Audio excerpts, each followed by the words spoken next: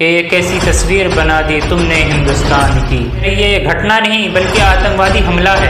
उसके दिमागी हालात ख़राब थे तो अपनी ड्यूटी पे कैसे था।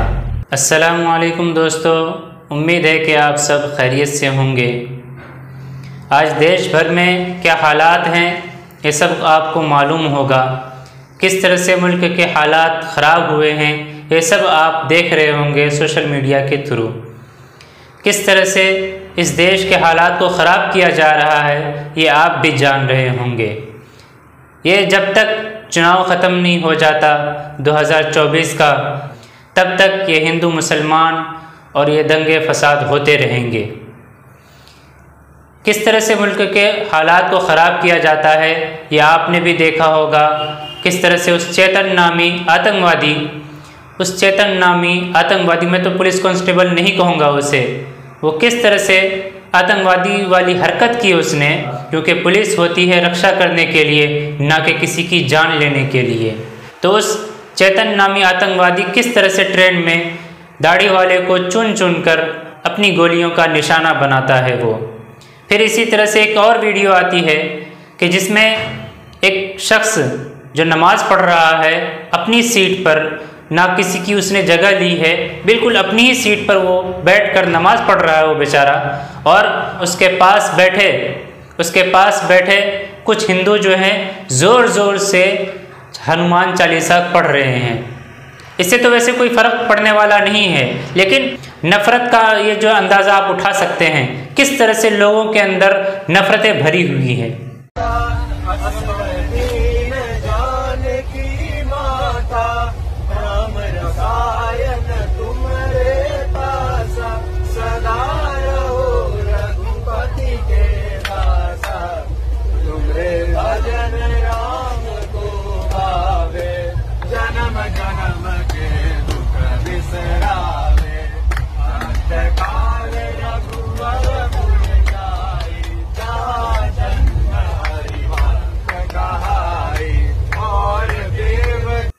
फिर मेवात में हालात ख़राब चल रहे हैं, हर जगह हिंदू मुसलमान चल रहा है।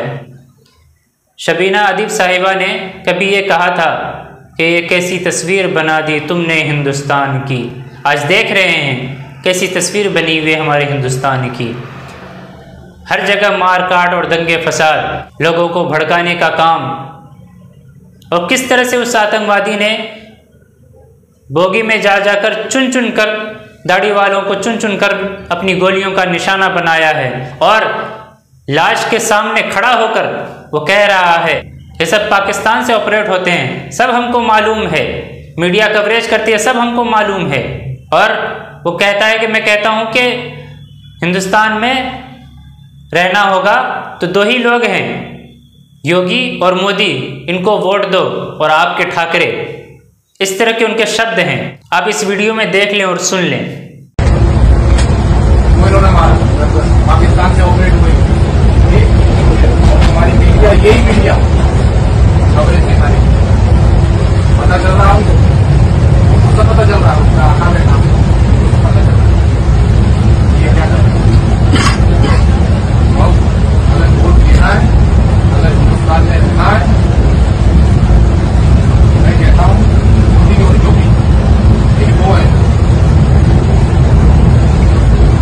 और आपके ठाकरे।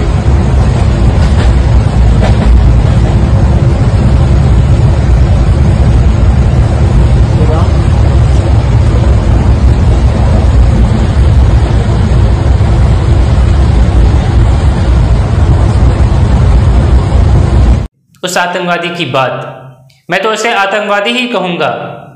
भले ही मीडिया उसे घटना कह रही है, ये घटना नहीं बल्कि आतंकवादी हमला है, क्योंकि उसने अपने सीनियर ऑफिसर को भी मारा और चुन चुन कर दाढ़ी वाले को अपनी गोलियों का निशाना भी बनाया। तो उसे आतंकवादी ना कहूँ तो मैं और क्या कहूँ।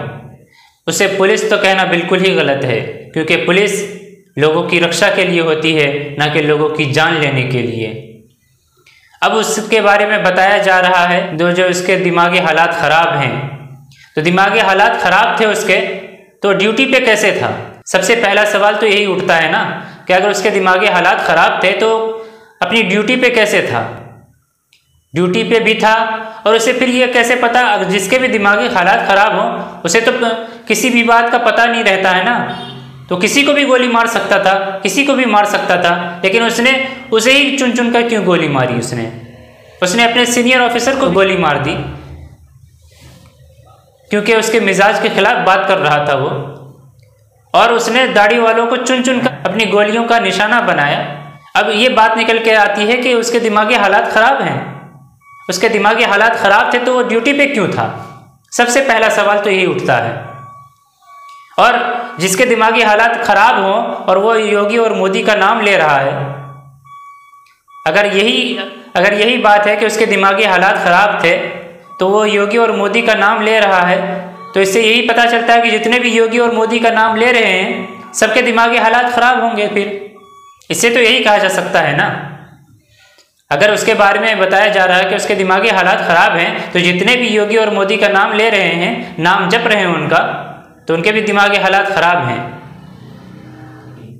एक ऐसी तस्वीर बना दी तुमने हिंदुस्तान की, हिंदुओं के अंदर मुसलमानों के प्रति नफरत पैदा कर दी, मुसलमानों के अंदर हिंदुओं के प्रति नफरत पैदा कर दी। यह है हिंदुस्तान? क्या यही है हिंदुस्तान की खूबसूरती?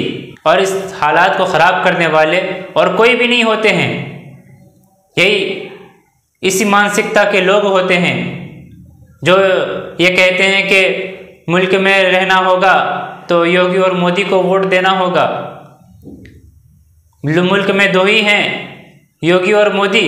इसी मानसिकता के लोग इस तरह के हालात को पैदा कर रहे हैं। और मैं मांग करूंगा उस आतंकवादी को कोई सज़ा नहीं, सिर्फ और सिर्फ फांसी की सज़ा होनी चाहिए, और फांसी से बढ़कर मेरे ख्याल से कोई सज़ा नहीं है, उसे फांसी की ही सज़ा होनी चाहिए, क्योंकि उसने पूरे मुल्क के हालात को ख़राब किया है। एक कम्युनिटी के लोगों को टारगेट करते हुए उसने अपनी गोलियों का निशाना बनाया है। इतनी सी गुजारिश है, खुदा का वास्ता है मुल्क के हालात को ख़राब ना करें। अगर आपको मेरी बात अच्छी लगी हो तो लाइक शेयर ज़रूर करें, और अगर आप मेरे YouTube चैनल पे नए आए हैं तो सब्सक्राइब कर दें, और अगर आप मेरे Facebook पेज पे हैं तो उसे फॉलो कर दें।